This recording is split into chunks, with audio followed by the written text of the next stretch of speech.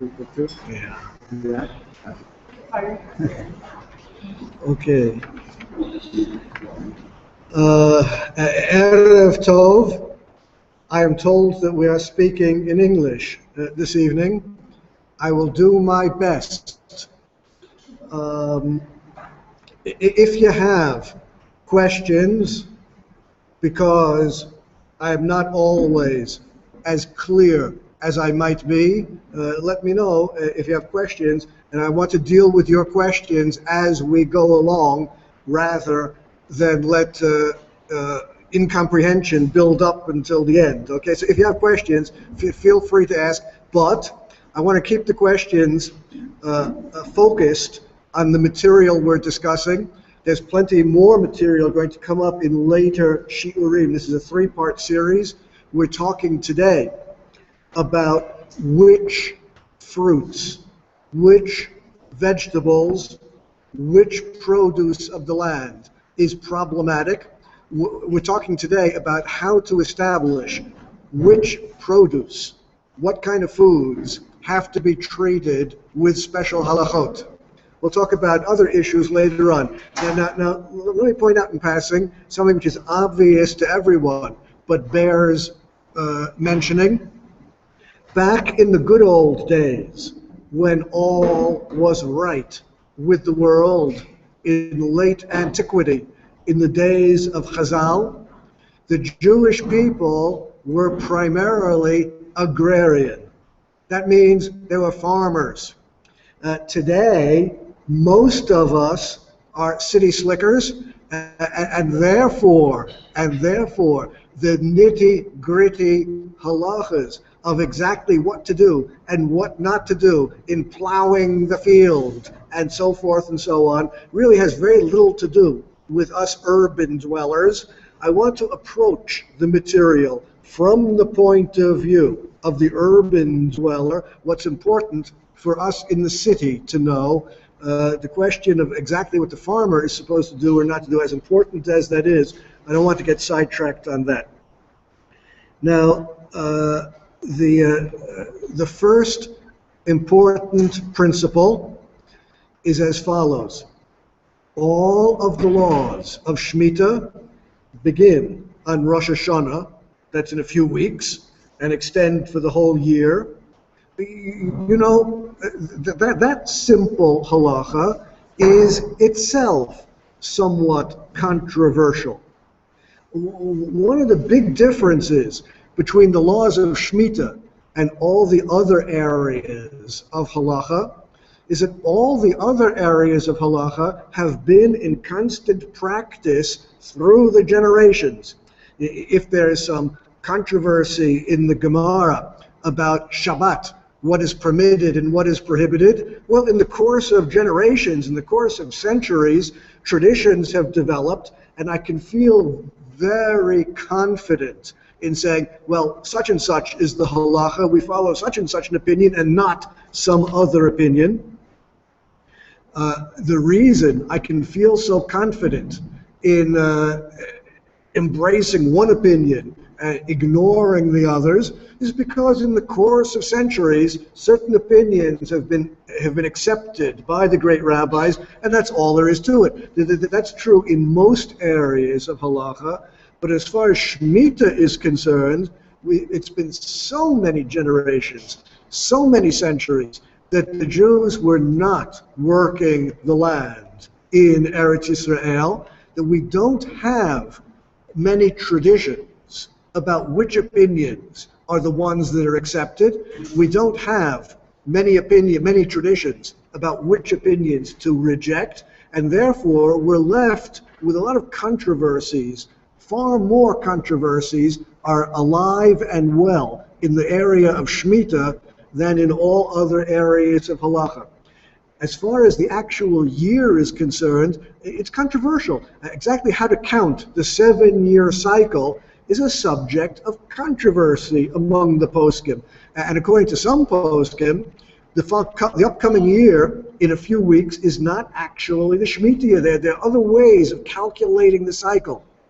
But as far as this particular halacha is concerned, I'm very confident in assuring you that Shmita is going to begin in a few weeks on Rosh Hashanah, because there's one element of the Shmita year which the Jews have been observing through the generations and through the centuries, and that is Shmitat Ksafim, namely the release of debts. You lend someone money, the debt is expunged by the Shmita year. That is a halacha which we've been following through the centuries, through the generations, wherever the Jews have lived all over the world, and therefore the counting of the Shmita cycle, the counting of the 7-year cycle, is something which is well established and well accepted in rabbinic tradition. Bottom line, Shmita is going to begin in a few weeks on Rosh Hashanah.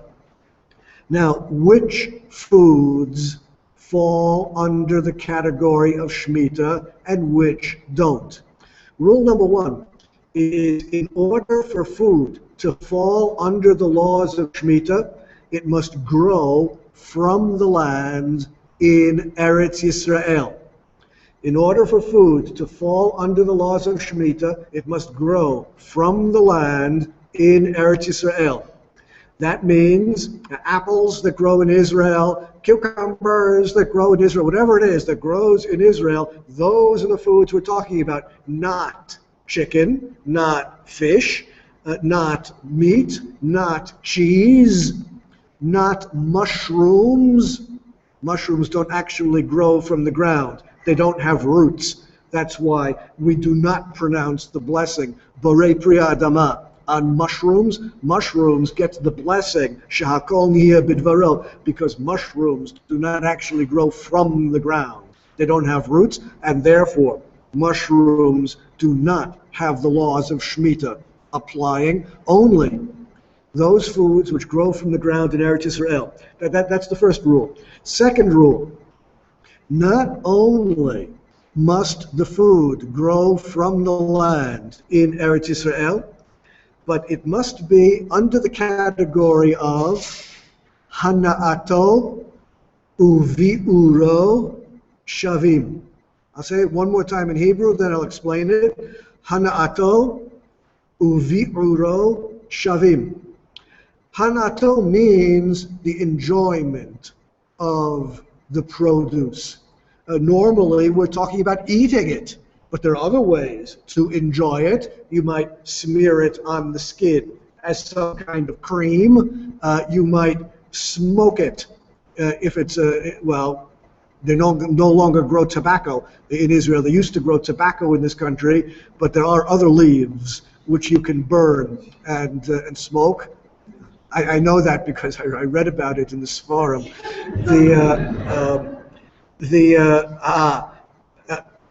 Hana'ato, the enjoyment you get from the produce, must be simultaneous at the same time with the destruction of the produce. You eat an apple, you are enjoying eating the apple, and simultaneously the apple disappears from the world. There's no apple anymore because you swallowed it, and the apple no longer is present. The vanishing of the apple, the bi'ur, the disappearance of the apple, is simultaneous with the eating of the apple. When there's a discrepancy in time, then Shmita no longer applies. For example, if you take produce of the land and burn it in order to heat your house, that means you take wood which has grown in Eretz Yisrael and you burn it, or anything which is grown in Eretz Yisrael, and you burn it in order to heat your house. The destruction, the burning, occurs a few minutes before the hana'ah. The destruction occurs a few minutes, the burning occurs a few minutes before you enjoy the heat in your house. And therefore, even if what you are burning is perfectly edible food, since the destruction and the enjoyment are not simultaneous, the laws of Shmita do not apply. And therefore, if you're burning in order to heat the house, or you are burning something in order to cook with it, the enjoyment you get from the cooking or the heating of the house is not simultaneous with the burning. The laws of Shmita do not apply. On the other hand, if you have oil pressed from olives, nuts, or anything else which grew in Eretz Yisrael, you have oil, which is a product of Eretz Yisrael, the land of Israel, and you burn it for light. You're lighting your house with it, a candle, an oil lamp. The enjoyment, the benefit you're getting, the light, is simultaneous with the burning of the oil, and all of the laws of Shmita apply. So the oil, which is being used for lighting, all the laws of Shmita apply. Exactly the same oil, if you're using it to heat the house or cook the food with, that you're going to use the heat for some other purpose, all of a sudden the laws of Shmita do not apply. Bottom line, we need produce of the land of Israel, which we have benefit from eating it, drinking it, smearing it on the skin, smoking it, using it to light the room with. The benefit is simultaneous with the destruction. Next rule, right? We know the rule has to grow in Israel. We know the rule that the benefit and the destruction must be simultaneous. Next rule, the following categories fall under the laws of Shmita. Obviously, ma'achal adam, food for humans. Ma'achal adam, any food for humans, clearly fulfills these regulations. But even ma'achal behema, even food fed to animals, even food which is not fit for human consumption, only fit for animals and is going to be fed to the animals, all of the laws of Shmita apply to ma'achal behema, to food for animals. So the first category is human food, second category is animal food, third category, as we mentioned before, is anything which is going to be applied to the skin, make a cream or a lotion out of something which grew from the ground in Eretz Yisrael. The laws of Shmita are going to apply. Or that's the third category, human food, animal food, stuff smeared on the skin. The fourth category is oil used for illumination, as opposed to oil used for other purposes. Tseva, anything which is used as a coloring agent. Tseva, anything which is used as a coloring agent. If the dye, the pigment, which you are using for coloring purposes, making an oil painting or painting the wall or dyeing cloth, the color which you are using, if it comes from material which grew from the land during the Shmita year, that's called hana'ah v'bi'ur shavim. The benefit is simultaneous with the destruction, and that therefore is a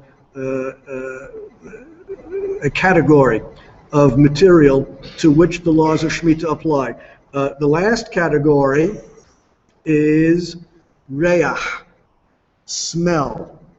Now regarding smell, there's a little bit of a controversy. You know, everyone follows some lenient opinions here and there, except of course for people like me who are stricter than strict can be and would never dream of following a leniency.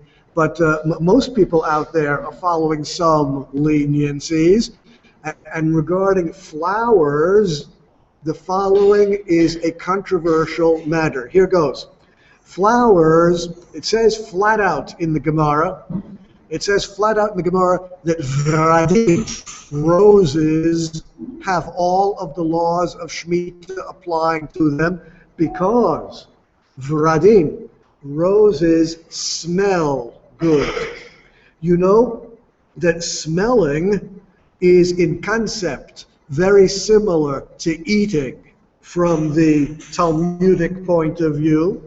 From the Talmudic point of view, just as we pronounce blessings on eating food before eating the food, so we pronounce blessings on smelling things that smell good before enjoying the smell. The enjoyment of smelling is, from the Talmudic point of view, analogous to the enjoyment of eating, and therefore roses fall under the category of shmita. Even though no one's going to eat them, people are going to smell them, and therefore, according to the Gemara, all of the laws of shmita apply to roses.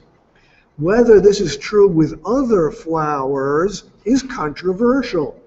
Many poskim understand the Gemara as referring to roses and only roses, because roses and only roses have a specially good smell. Other poskim hold that any flower which smells good has the laws of shmita applying to it. So, of course, someone like me, who will take always the strictest opinion available. After all, I must be stricter than thou. I will apply all of the laws of shmita to all flowers which grow in Eretz Yisrael.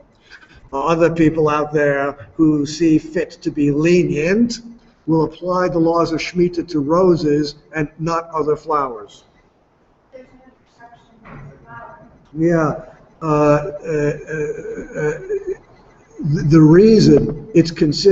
reason roses are considered to be under the category of shmita is because of the analogy between eating and smelling. That's a constructed theory of the Gemara.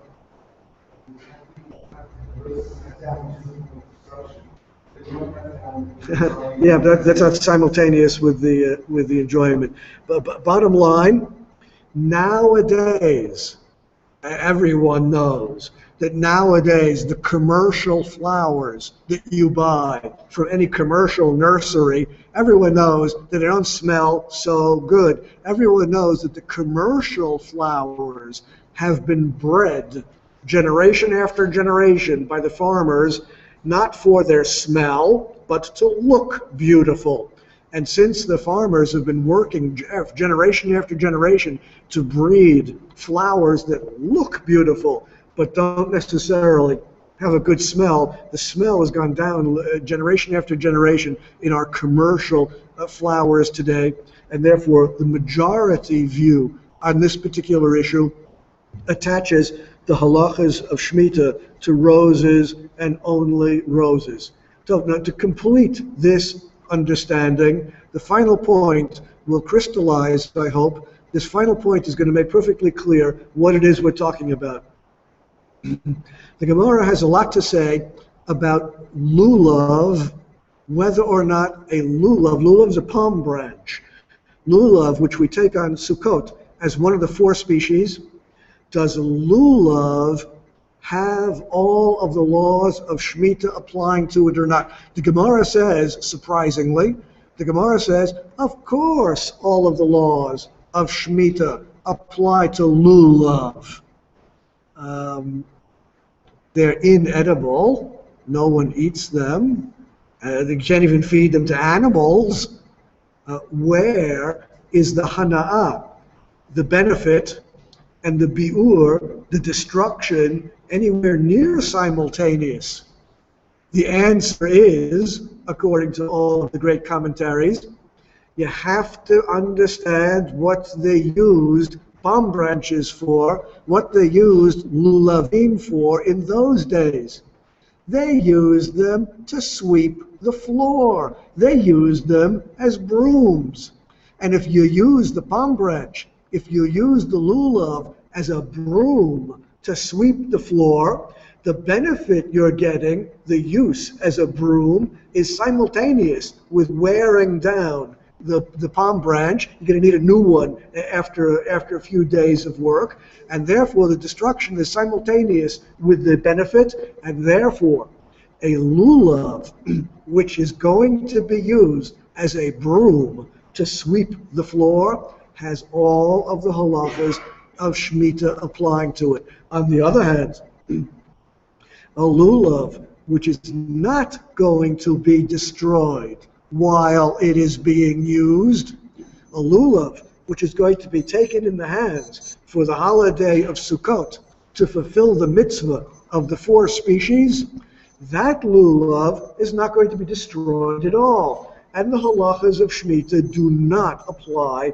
to the mitzvah lulav, only to the lulav which is going to be used to sweep the floor. Okay.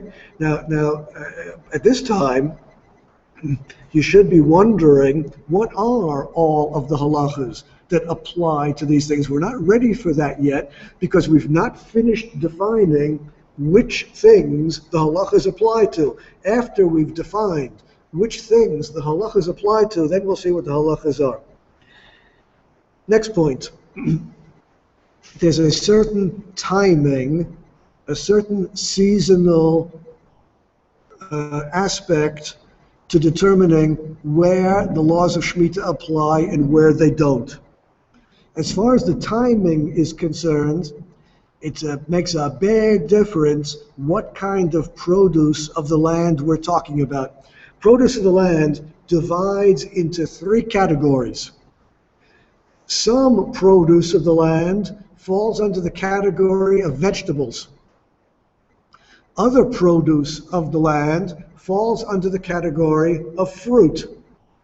Vegetables, 1 category. Fruit, the 2nd category. The 3rd category is etrog. That's a category all by itself, just etrogim. Let's go through the categories one at a time. People speak endlessly about what the difference is between fruits and vegetables. I, of course, could not care less what the difference is between fruits and vegetables in English or any other language. All the halacha cares about is what is the difference between yerek, vegetable, and pri ha'etz, fruit, from the Torah point of view in the halachic definition. So what I'm going to do now is present the halachic definition of the difference between fruits and vegetables, and that's the definition we're going to be working with. A vegetable, to be a vegetable, must be something which is planted more or less every year. Cucumbers, tomatoes, vegetables, you must replant every year. Once you've harvested the cucumbers, once you've harvested the tomatoes, they're not going to grow back next year again unless you plant them again. Those are vegetables which must be planted every year.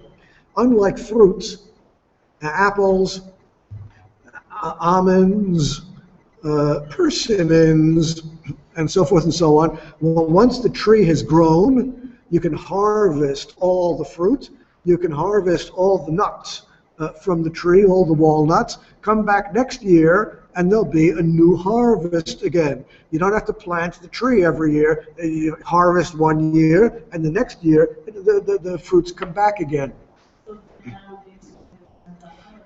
Some plants, like banana, are borderline. The banana tree lasts easily 3 or 4 years, can last up to 20 years.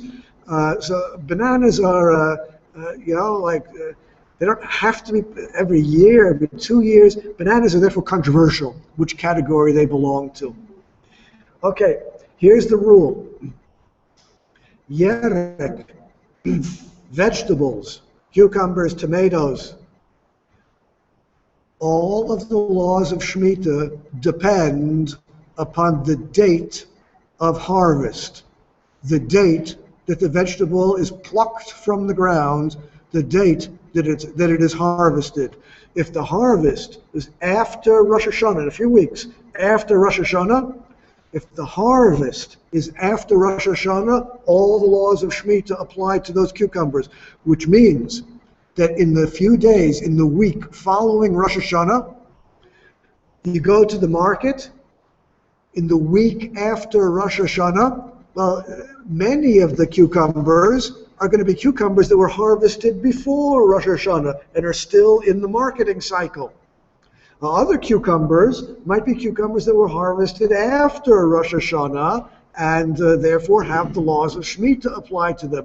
At the very beginning of the Shmita year, there's no simple way to know which tomatoes, which cucumbers were harvested the last day of Elul the previous year, or on Tzom Gedalia, the first work day of the new year. We're talking about a 3-day difference, and it's hard to tell by looking at the cucumber, impossible to tell by looking at the cucumber or the potato what the date it was harvested, and therefore at the beginning of the Shmita year, there's going to be a lot of doubt about this.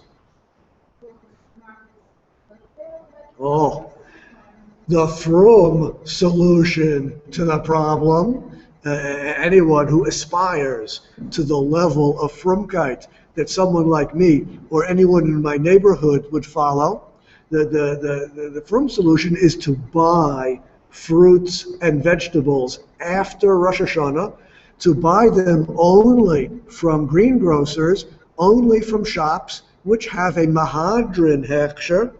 The mahadrin supervision, for example, the Eidah Haredit in Mea Sha'arim, or Rav Ovadia Yosef, Rav Mahmoud on the Sfaradi side, the mahadrin, the stricter rabbinical supervision, which is available on a number of stalls, a number of shops in Machane Yehuda and many other greengrocers throughout Israel.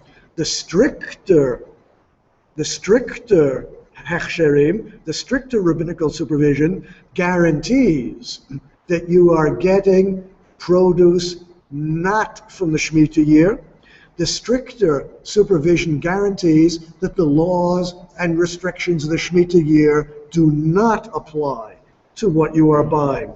So if you restrict yourself to those stricter hechsherim, the stricter supervisions, you won't have this problem.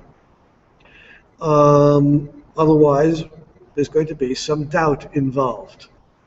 Now, as far as fruits of the tree are concerned, walnuts, pears, apples, and so forth, as far as fruits of the tree are concerned, the laws of Shmita apply to those fruits and vegetables which grew during the Shmita year. The date of harvest has nothing to do with it. As far as fruits are concerned, the date of harvest is irrelevant. As far as fruits are concerned, what is important is when they grew. Now, the definition of the growth time is as follows. From the appearance of the fruit, at first there's a blossom, and then the blossom turns into a tiny little fruit. The fruit grows and matures.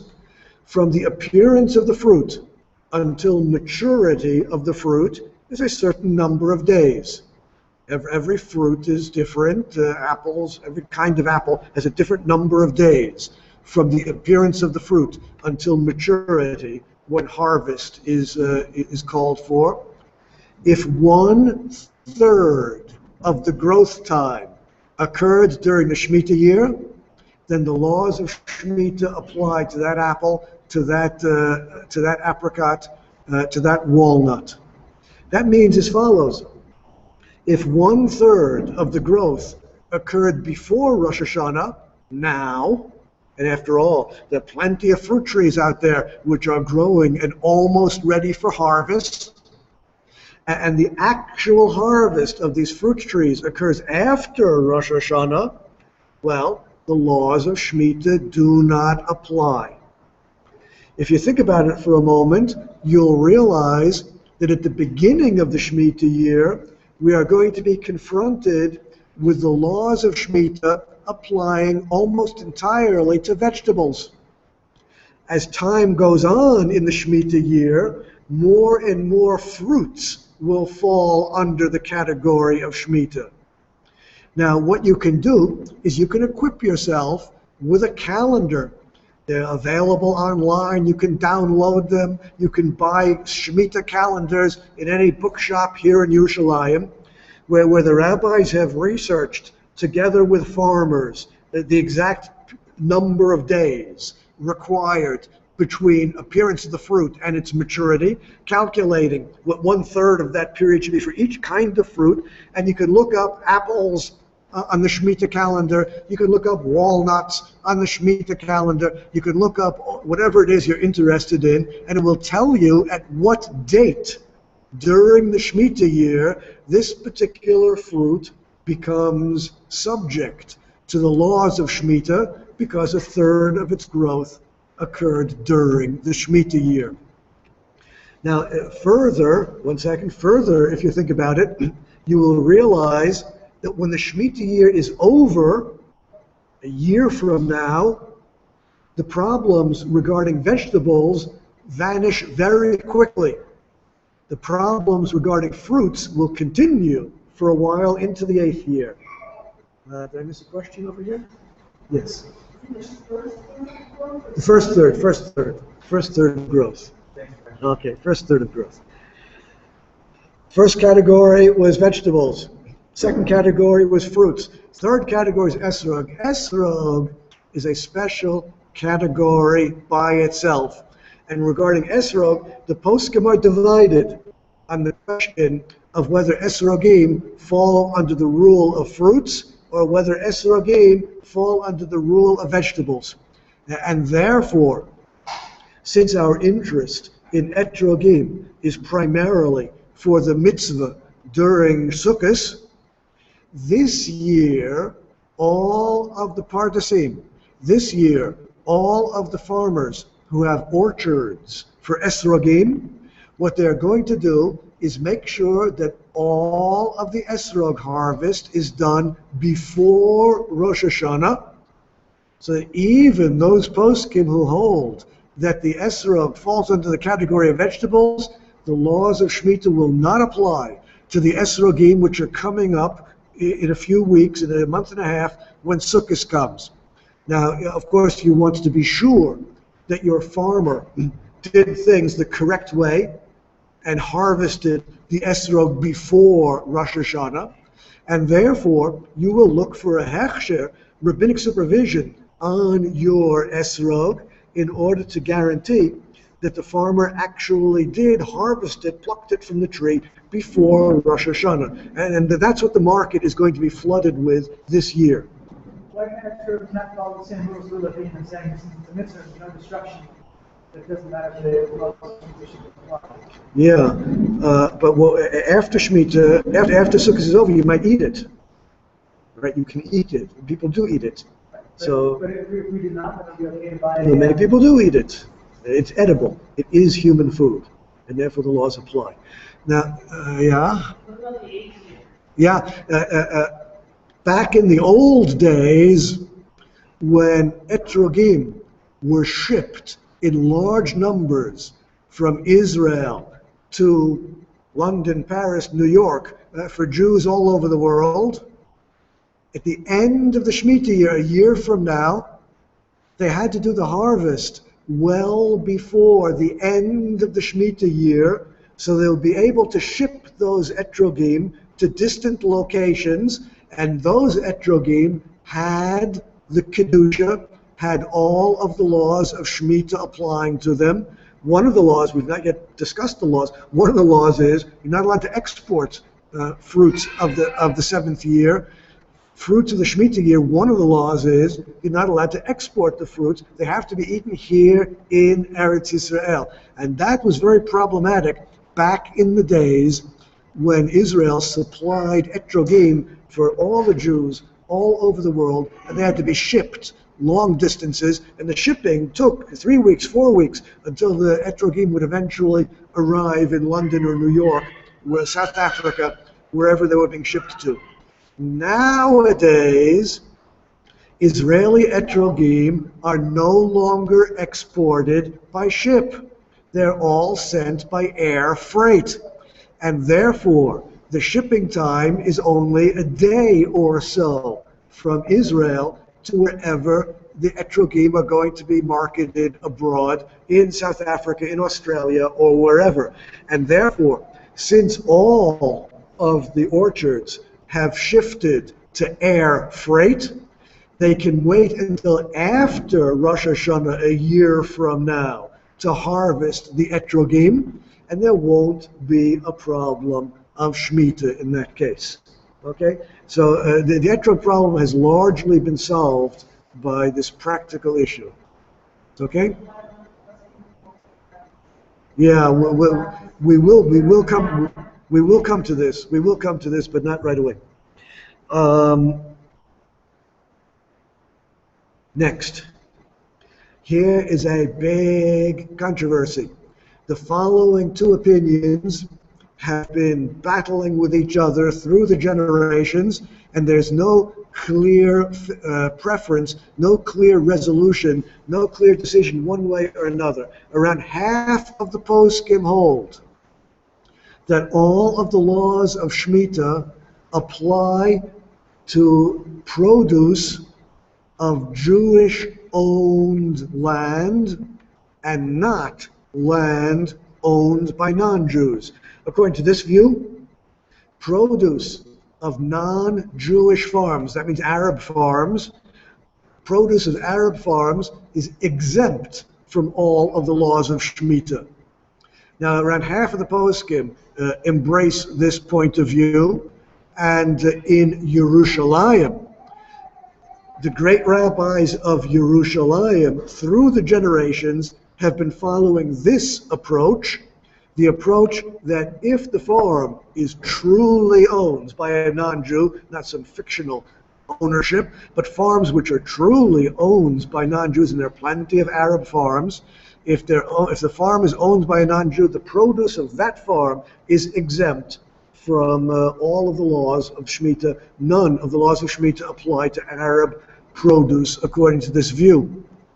Now, since in Yerushalayim, this is the approach, this is the view which has been embraced by all the great rabbis of Yerushalayim through the generations, the strict rabbinical supervision, the Mahadran Hechsherim, the strict supervision available from the Eidah Haredit and Mea Shearim and the other strict supervision in Yerushalayim, they, during the seventh year, will be marketing largely Arab produce. 7 years ago, yeah.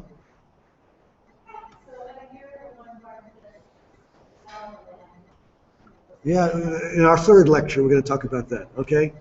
We'll come to this in our third lecture, not tonight. So hold that for later.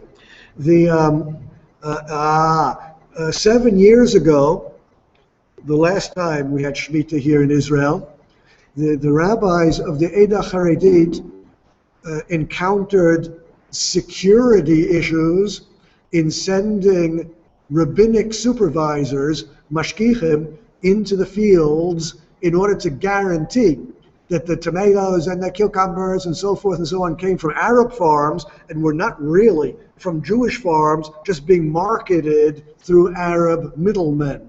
They actually sent supervisors to the fields to supervise the harvest of the cucumbers and the potatoes and so forth and so on in order to certify that they're actually of non-Jewish origin. There are a number of security issues which arose in this regard, and therefore, for the upcoming Shmita year beginning just after Rosh Hashanah in a few weeks, the Eidah Haredis in Mea Shearim has decided no longer to run the risk of sending rabbinical supervisors, mashkichim, in order to guarantee that the harvest comes from a non-Jewish farm and truly of non-Jewish ownership. Instead, the Eidah Haredis has invested in the purchase of a number of drones which they can use for aerial supervision in order to trace the movement of the tomatoes, cucumbers, potatoes, and so forth and so on, trace their movement from the harvest into the market in order to be able to guarantee that they are of non-Jewish origin without running the risk of actually endangering mashkichim supervisors sent into the fields. That is the Yerushalmi approach.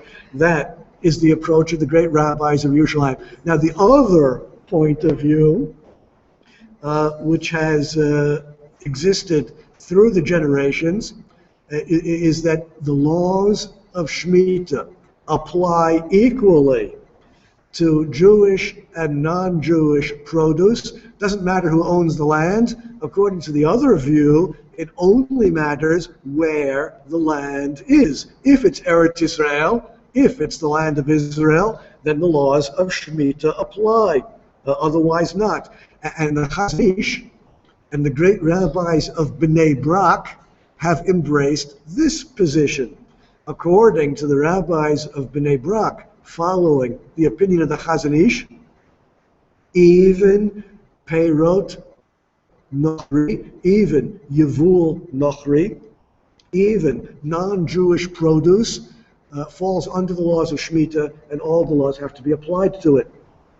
For this reason, certain products which have a long shelf life, pickles, right? Pickles have a long shelf life. They're good for 2-3 years. And olives, wine has a long shelf life, good for many years. Products with a long shelf life under the rabbinic supervision of the etrog in Yerushalayim might be fine according to the laws as understood by the rabbis of Yerushalayim. The cucumbers out of which the pickles were made come from an Arab farm. No problem at all. Meanwhile, the Jews in Bnei Brak are following the opinion of the Chazon Ish, in which case all of the laws of Shmita apply to these cucumbers, to these pickles, and there's going to be this controversy where to apply the halachas and where not, and therefore, for produce which has a long shelf life, wine, cucumbers, pickles, and so forth and so on, jam, such products under the supervision of the etrog in Mei Sha'arim will have printed on the label together with the rabbinical supervision. This is okay according to the rabbinical supervision of the etrog and is free of all of the laws of Shmita, but the words Yevul Nochri, non-Jewish produce, Yevul Nochri, those words will be printed on the label as well, so that those Jews who wish to follow the stricter opinion will know how to relate to these pickles, to this wine, and so forth and so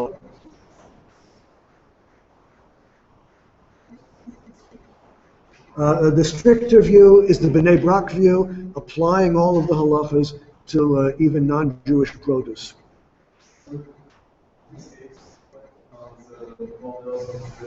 Oh, what are the borders of Eretz Yisrael? We say over and over again that produce of Eretz Yisrael falls under the laws of Shmita. What exactly are the borders of Eretz Yisrael? That's very controversial. Before I discuss the opinions about exactly what the halachic borders of Eretz Yisrael are, right? The halachic borders of Eretz Yisrael have nothing to do with the political borders of Eretz Yisrael. After all, Shmita was Shmita long before there was a state of Israel. The borders of the state of Israel have nothing to do with it. We have to figure out the halachic borders of Eretz Yisrael. In that regard, we must distinguish between two concepts. The following concepts are occasionally confused, but we must make every effort to keep the following two concepts separate in our minds. Concept number one is Kedushat Eretz Yisrael, the sanctity of the land of Israel. Kedushat Eretz Yisrael, the sanctity of the land of Israel, is one concept, and there are certain borders, which I'll try to define in a moment. There are certain borders within which the Kedusha, the sanctity of Eretz Yisrael, applies. There's another concept unrelated to this, which the poskim call Shem Eretz Yisrael. Shem Eretz Yisrael, the name of the land of Israel.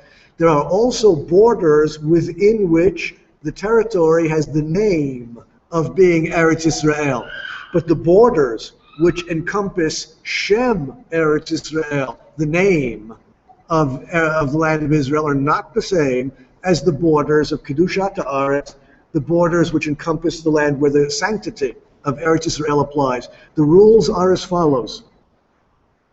Kedushat Haaretz, anything having to do with the sanctity of the land, and that means anything of an agricultural nature, anything which has to do with the holiness, the sanctity of the land itself, and what grows from the land, trumot, ma'asarot, shmita, anything having to do with produce growing from the land, the borders of Eretz Israel are defined by the borders of Olei Bavel. When Ezra and Nehemiah returned to Eretz Israel after the expulsion in Babylonia, when Ezra and Nehemiah returned to Eretz Israel was then settled by Jews within certain borders, and those are the borders of Kedushat Haaretz. Those are the borders of the sanctity of Israel within which produce having to do with Trumot, Maserot, Shmita, within those borders the laws apply. Shem Eretz Israel, on the other hand, the name Eretz Israel is a bigger area having to do with the borders of Olei Mitzrayim, having to do with the borders of the land conquered when Yehoshua came into Eretz Israel after the Jews left Egypt, and that's a much bigger territory. Mitzvot, which are not agricultural in nature, for example, the mitzvah to live in Eretz Israel. The mitzvah to live in Eretz Israel is not dependent on being a farmer after all. We urban dwellers fulfill that mitzvah also. The mitzvah of dwelling in Eretz Israel can be within the larger borders of where Yehoshua and the Jews in those days settled. Kedushat Haaretz, on the other hand, the borders of where Shmita has to be observed, Trumot and Maserot, that has to do with Olei Bavel, where they settled after returning from Babylonia. Now, as far as the center, Merkaz Haaretz, as far as the central part of Israel is concerned, there's no controversy at all. All of the poskim hold that the central part of Eretz Israel has an obligation of Trumot and Maserot, Shmita applies, and everything else. Controversial areas are as follows. The Emek Beit Shan. Some hold yes, some hold no. Some hold you have to take Trumot and Maserot from produce from Emek Beit Shan, and Shmita must be observed. Others hold it's outside of the halachic borders. One fulfills the mitzvah of living in Eretz Israel there, but the produce of the land does not have the sanctity. The western Galil, the western part of the Galil around the Nahariya is also controversial. The southern part of the Negev is controversial. Aza, back in the days when Jews lived in Aza, was controversial whether or not it's part of Eretz Israel as far as agricultural mitzvahs are concerned. And the Arava is also controversial. The last area of controversy is Ramat HaGolan. Some of you might remember that after Ramat HaGolan fell into Jewish hands, the one person who was primarily responsible for encouraging Jews to settle in Ramat HaGolan was Rav Goren. Rav Goren was the chief rabbi of Israel, one of the great rabbis of the 20th century, and he was the leader of encouraging Jews to settle in Ramat HaGolan, which is why there's so many Torah-observant farmers in Ramat HaGolan today, because they were followers of Rav Goren.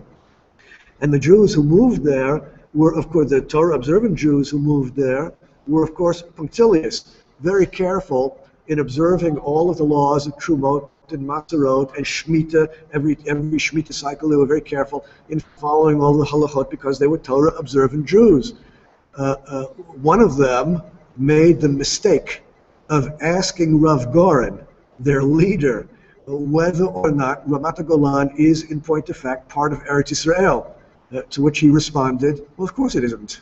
Of course it's not part of Eretz Yisrael. And therefore, of course, the laws of Shmita do not apply there. Well, he succeeded in alienating all of them overnight, but he had a talent for alienating people. Be that as it may, the various Mahadran Hechsherim, the various strict supervision for food products, have different opinions about exactly where in the Negev the border is, which farms are outside, which farms are inside, the Golan, and so forth and so on.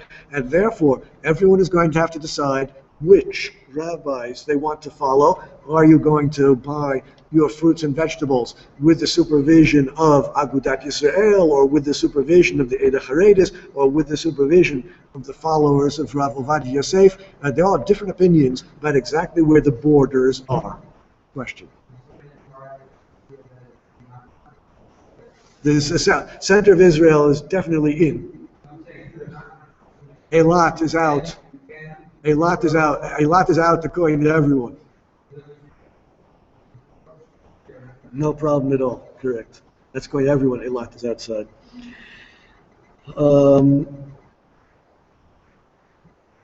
Yes.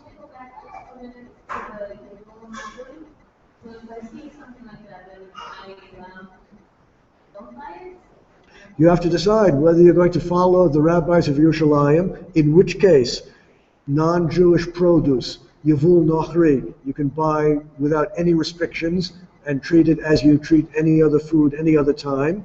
If you want to follow the opinions of the Chazon Ish and the rabbis of Bnei Brak, then all the laws of Shmita are going to apply to that.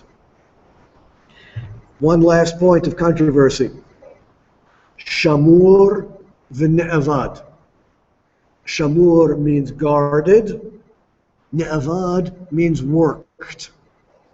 Among the laws of the Shemitah year, the laws of the Shemitah year demand that the farmer not guard his fields. The fields must be hefker, the fields must be open and free for anyone who wants to come in to harvest his own food and take it home.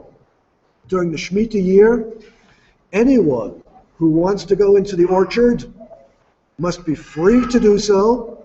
There is no private ownership of the orchards during the Shemitah year. The Torah declares it to be ownerless. Anyone must be allowed to walk into the orchard, harvest for himself and his family the apples, walk home, take them home and eat them. It is prohibited for the farmer to guard the field and lock people out. If the farmer wants to put up a fence to keep out animals, that he can do, but he has to put a sign on the fence saying this fence is only to keep out animals. If any humans want to come in and take the food, the key is available at such and such an address. Come and we'll open the gate for you. If the field is going to be guarded against animals, it must still be open for humans to come in and harvest whatever they wish. No, the laws of the Torah do not apply to non-Jews. The fruits and the produce will have sanctity, but we cannot insist that the non-Jew follow our laws. We have no interest in imposing our laws upon the non-Jews. You're not allowed to guard the field. You're not allowed to work the field, plowing, pruning, fertilizing. You're not allowed to work the field during the Shemitah year. Now the question arises, what about a Jewish farmer who violates the Shemitah year? What about the Jewish farmer who puts a fence around his field and keeps people out? What about the Jewish farmer who works his field in a prohibited way. He plows and he prunes and he fertilizes all in a prohibited way. Well, what's the status of the fruits that grow on the field where the farmer violated the laws of Shmita? According to the rabbis of Yerushalayim, those fruits are prohibited.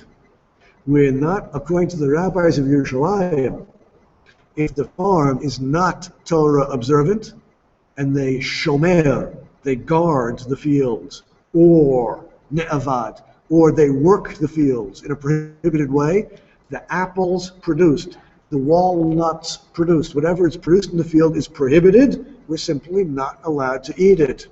That's the opinion of the rabbis of Yerushalayim.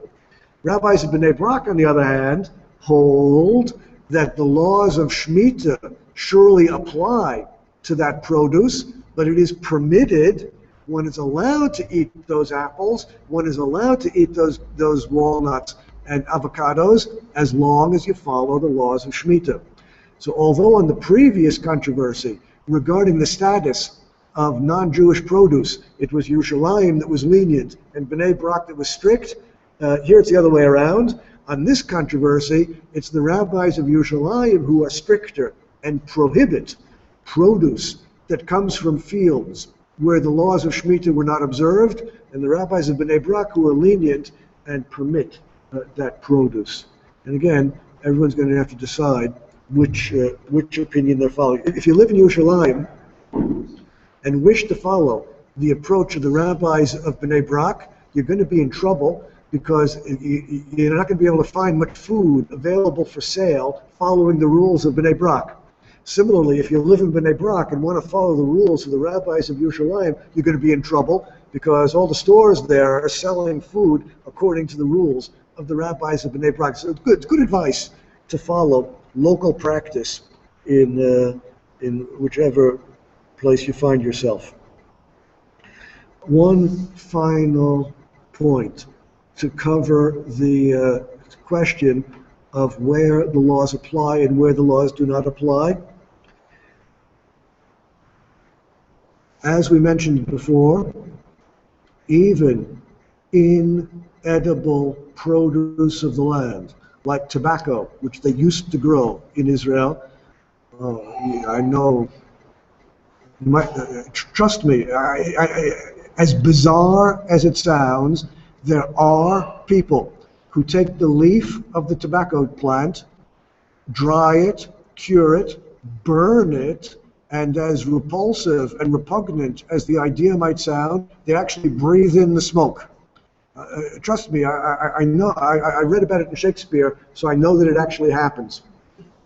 Nowadays, we no longer grow, Baruch Hashem, we no longer grow tobacco here in Eretz Israel. It's no longer a commercial crop here, but there, as we mentioned before, there are other plants and other leaves which people do burn and inhale the smoke. Well, it doesn't matter whether you're smoking it or baking it in brownies, since the hana'ah, the enjoyment of it, and the bi'ur, the destruction of it, is simultaneous.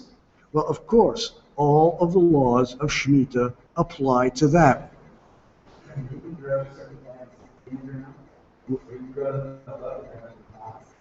Yeah. Of course, the laws of Shmita apply only to what grows from the land. Plants which grow indoors are exempt from the laws of Shmita. Indoors is defined as follows: the roof over the top, floor under the bottom. You need both. You need a roof over the top and a floor under the bottom. You don't necessarily need walls, right? The roof can be held up by poles, but you need a roof and a floor. That's the minimum definition of indoors as far as Shmita is concerned, and the laws of Shmita do not apply to plants which grow indoors. If you are growing herbs in your kitchen, and the herbs are growing in the kitchen, under the ceiling, over the floor, you're fine. The laws of Shmita do not apply. If, however, the same herbs are on the windowsill, and the leaves are under the sky or over the ground, If the leaves are under the sky or over the ground, the laws of Shmita will apply to those herbs. So if your plant is being grown indoors defined as floor under, roof over, and that definition is fulfilled by certain greenhouses.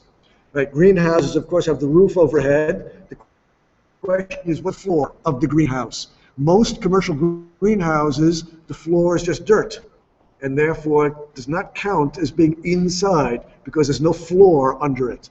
For the Shmita year, if they put sheets of plastic, if they put sheets of plastic under the plants in the greenhouse and the ceiling over, then that counts as indoors, and the laws of Shmita will not apply. We're looking at hydroponics and aquaponics. So even though they're under the sky, they're still. Well, hydro and aqua mean the same thing. One's Latin, one's Greek, no? Hydroponics are grown in water, aquaponics are grown in water, and container also has fish in it too. Okay, the fish don't count. But in order for the laws of Shmita to apply, it has to grow from earth and out of doors. And therefore, if it's growing entirely from water, and the fish doesn't matter if there are fish present. If it's growing gidule mayim, what grows from water is exempt from the laws of Shmita.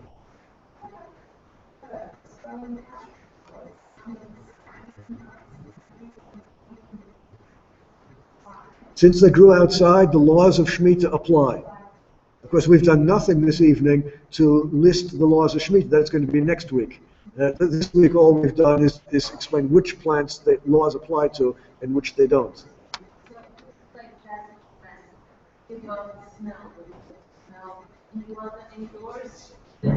Controversial. Some poskim hold only roses. Other poskim hold any good smelling plant. So you have to decide. Wild, in general, not. In general, no. The laws of Shmita apply to hefker. The laws of Shmita apply to wild plants as well. If you are walking through the Wadi Amud, between Tzfat and Meron, there are plenty of wild grapes growing all over the place. Although they are wild and ownerless, the laws of Shmita definitely apply to them. Okay? What seeds harvested from during the seed time? The laws of Shmita apply to the seeds. And then if you replant them, they're... If you replant them after the Shmita year, no problem at all.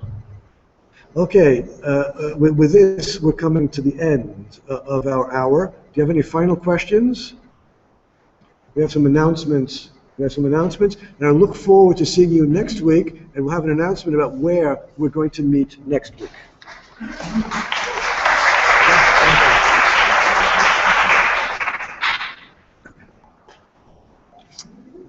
Yeshikoyach. Two announcements. One is we're changing the location for next week. We're going to meet over here. Because Baruch Hashem, there's a nice crowd and we don't have enough room at our place.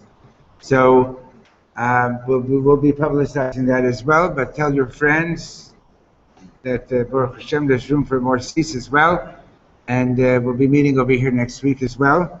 Second thing I forgot to announce is Fink teaches at our yeshiva every Wednesday morning at 11:15, and please come and feast your learning of halacha like never before.